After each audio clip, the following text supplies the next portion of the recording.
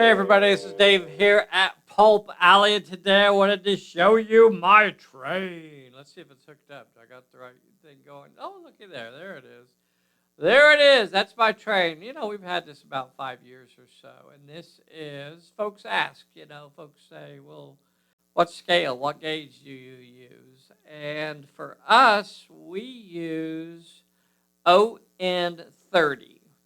And there's a fairly decent selection of ON30 out there. So Bachman does a lot of it. You can look for Hawthorne Village. Bachman's Hawthorne Village range is in ON30. And I think that's what I got when I started with this, and the reason I did is because it gives you a fairly decent selection of models to pick from, but they're still fairly good quality. So I'm going to show you what we have here. The thing with the Hawthorne Village stuff is that it's almost all advertisement stuff for trains, so or for products.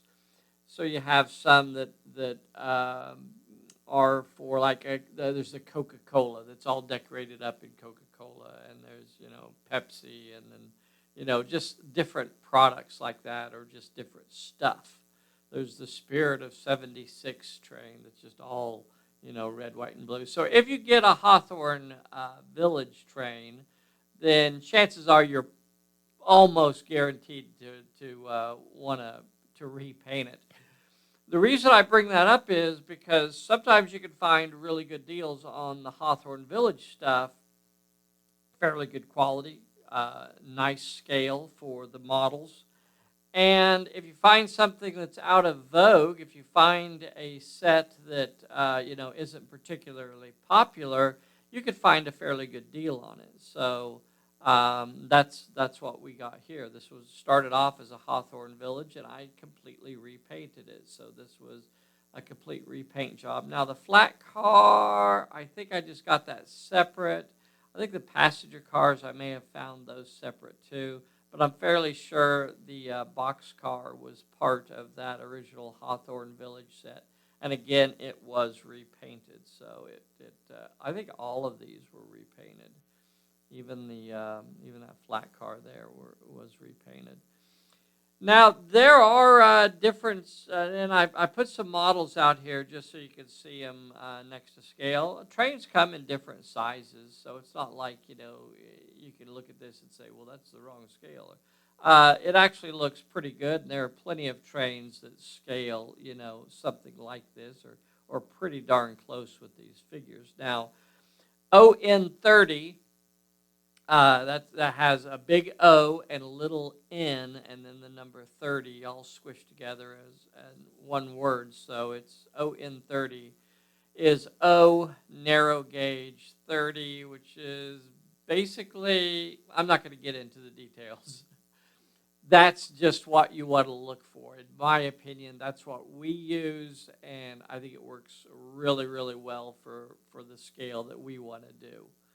So there you go. And basically what it does is it is O-scale cars, O-scale locomotives on an HO scale track. So that kind of represents the narrow gauge. Now you're going to find almost exclusively your best selection of locomotives is going to be steam engines. So don't look for a lot of nice diesels in ON30 because it is made to represent narrow gauge. And again, they just don't do a lot of diesels on narrow gauge. So not the kind that you think of. There are some, but not a lot. So I think this works out really good for the scale that we like.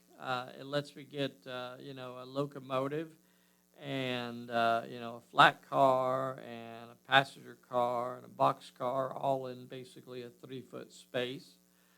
The narrow gauge cars, although they are O scale, O gauge, they are still, which is basically 1/48 scale. the cars and the locomotive for narrow gauge are slightly smaller.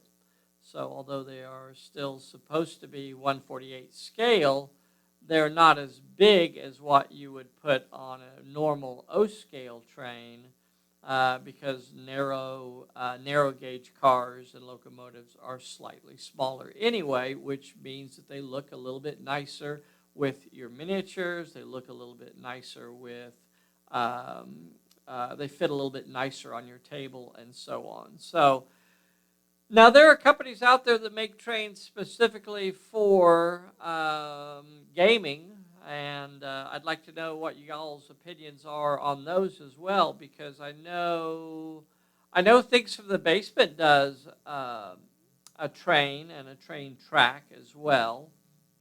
So I don't know how those work or how those look, but compared to this, I'm really happy with this. I think the level of detail on the locomotive, the tender, the rolling stock, it just looks really, really nice.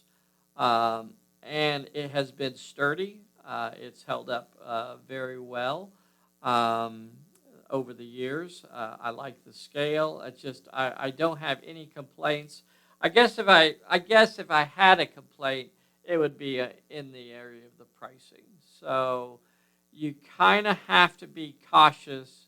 If you have a local train store in your area, I would definitely recommend going there. I'd start looking for used stuff, because I never run this locomotive. Whether or not it ever ran, I don't remember ever running this locomotive, and it's ruined now from what I've done to it. So it will not run anymore for sure. So you could look for dummy locomotives. You could look for used trains and things like that, and they will work perfectly well. The new stuff is a bit pricey. So let me know what scale you guys use. Do you use O scale? Do you use ON30? Have you tried? Now there's also ON3 and ON2, but I don't really think there's enough of a selection there, and I think the prices are a little bit higher. There's also S scales, or S gauge.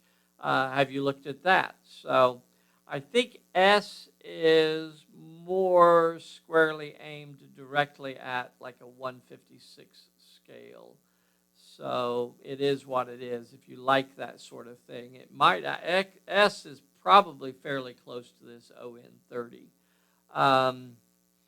Anyway, let me know what you think of this one, how it scales on this table. We use this fairly often. What do you guys use? Do you have a train? Have you used it at all?